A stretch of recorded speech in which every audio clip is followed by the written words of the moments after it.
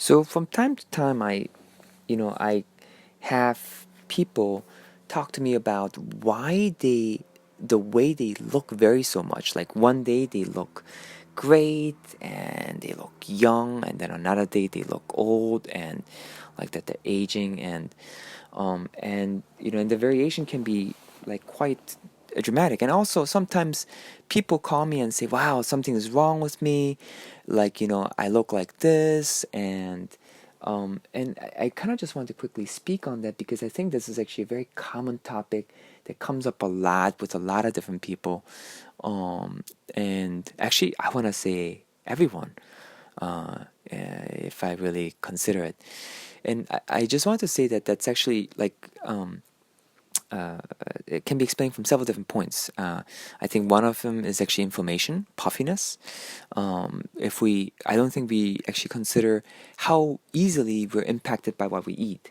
And if we eat something and, like, say for instance, we ate something that's inflaming or that makes us bloat, we're going to look puffy, and puffiness makes us look older actually. And so that's like one quick thing. If, let's say for instance, you ate too much before you sleep and then you wake up puffy, or you ate something that affected your gut, it will make you puffy. And then depending on what it's doing, it can actually shut down your nervous system, or adversely affect your nervous system.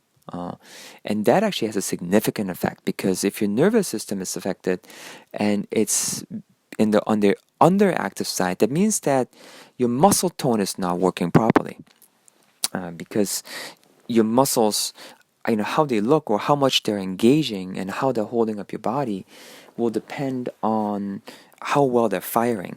And so if they're firing well, you will actually look toned, or more so. And if they're not, then they will actually have trouble engaging. And I see this in my own performance, because on those days where I'm off, I can't quite engage my muscles as well as on the days where my brain is working well, and I've slept well, I feel fresh, I've eaten well. And then when I engage them, I can really feel it's easy to kind of engage my muscles and do the things I need to do.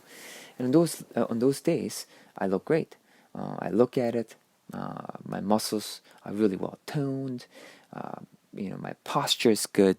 I'm well formed and shaped.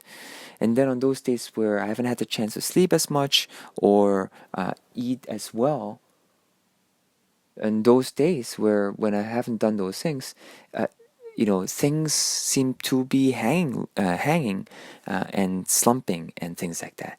And so I just kind of wanted to talk about those things. It doesn't mean that there's anything wrong with you. It really depends on the day. And this kind of awareness, I feel like, helps us to make better choices.